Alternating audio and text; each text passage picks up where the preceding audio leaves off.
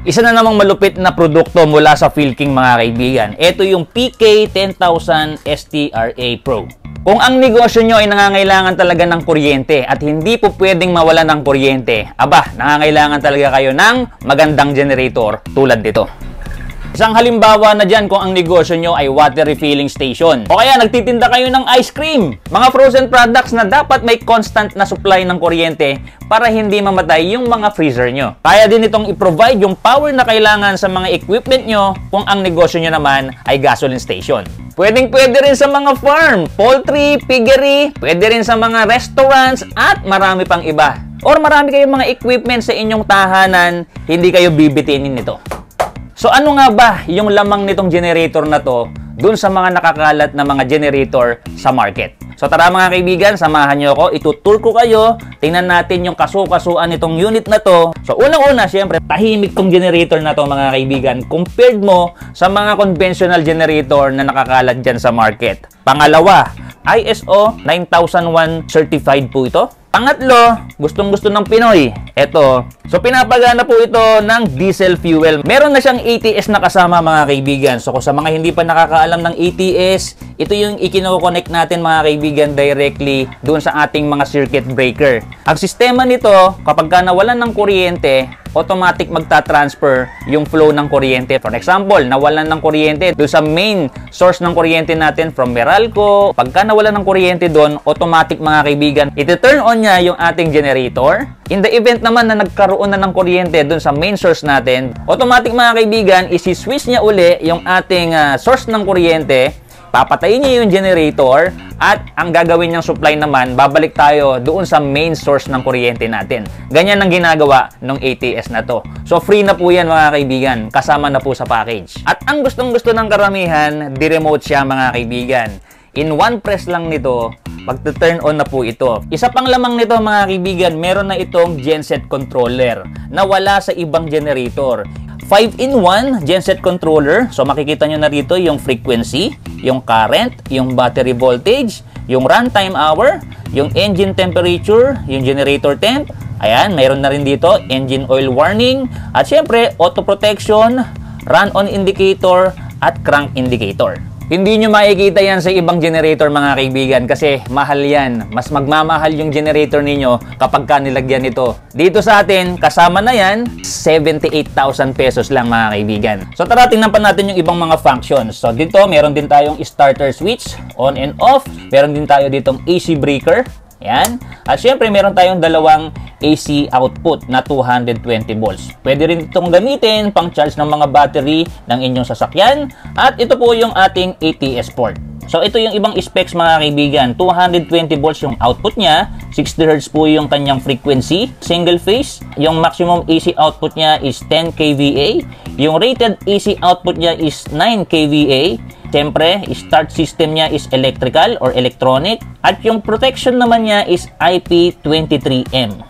Ito naman po yung overall dimension niya mga kaibigan. 990 by 565 by 770 millimeters. Kung tatanungin nyo naman kung gaano kabigat to, hindi kaya ng isang tao to mga kaibigan. Kasi yung bigat nito nasa 165 to 175 kilograms. Mabigat.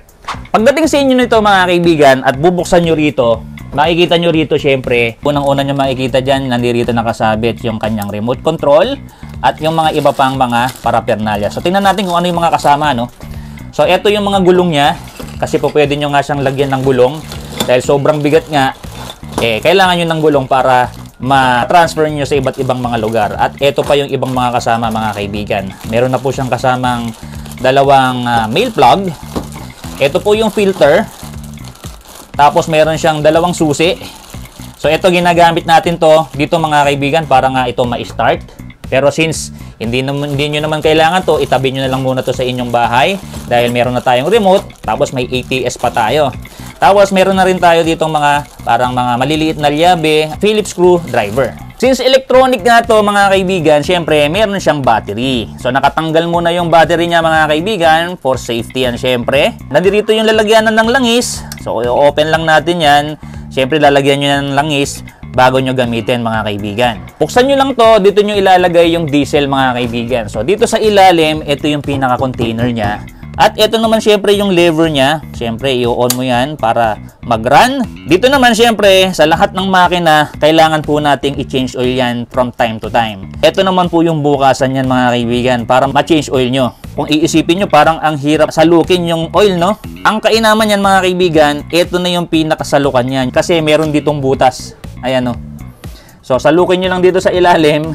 Aagos na dyan yung langis na marumi. Okay, so after nating makita to, meron din ditong opening dito sa gilid or sa likod pa uli. Yan, i-open natin. So ang makikita naman natin dito sa kabila, ayan, meron din ditong lagayan ng langis at yung mga wirings din dyan na iba. Ayan, so dito dapat, pwede nyo rin kayong maglagay ng langis dito mga kaibigan. Tara, pakita ko na rin sa inyo kung ano yung laman ng ATS natin mga kaibigan. Buksan natin to. Siyempre, meron ditong susian. Ayan yung laman niya mga kaibigan. Meron na rin tayo ditong cable. Meron tayo ditong manual. Tapos, ayan, meron tayong pang ground. Nilalagay dito syempre. Yan, kukonektahan mo dyan. So, napakadali lang naman yan mga kaibigan. So, yan yung pinakalaman ng ATS natin. So, sa lahat ng interesado dito mga kaibigan, 78,000 lang po. Free shipping po tayo, no, sa Pampanga, within the Bulacan area, Cavite. Kung interested kayo dito mga kaibigan, 78,000 lang to mga kaibigan na free shipping po tayo sa area po ng Bulacan, Pampanga, Manila, asaka hanggang Cavite, Laguna, or Batangas. Pwede dyan mga kaibigan, pag-usapan natin kung taga saan kayo. Kung malalayo naman po kayo sa Mindanao or sa Cebu, pag-usapan po natin, mag-message lang po kayo dito sa ating Facebook page para mag-usap po tayo kung taga saan kayo. Pero much better mga kaibigan na kung kayo ay makakarating dito sa Bulacan, sa Kalumpit, pwede nyo pong i-pick up to para mas matesting nyo po ito ng mabuti. Kung naghahanap kayo ng mas mababang generator dito mga kaibigan, meron tayong ibang mga variant tulad ng PK 1700. Ang presyo po nito is 18,500. Meron tayong PK 2,400. Yung po pwedeng push start engine at saka manual start. Yung di push start engine, ang presyo po nun ay 55,500. Ipadala nyo lang po yung complete name, complete address, and telephone number ninyo dito directly sa ating Facebook page para maka-order kayo mga kaibigan. So kung gusto nyo pa pong makakita ng mga testing natin ng iba't iba nating mga generators at iba't ibang mga produkto natin dito, huwag nyong kalimutang mag-follow dito sa ating Facebook page and mag-subscribe sa ating YouTube channel para kapag may mga bagong uploads tayo, ma-update kayo. So hanggang sumuli mga kaibigan, see you on my next testing!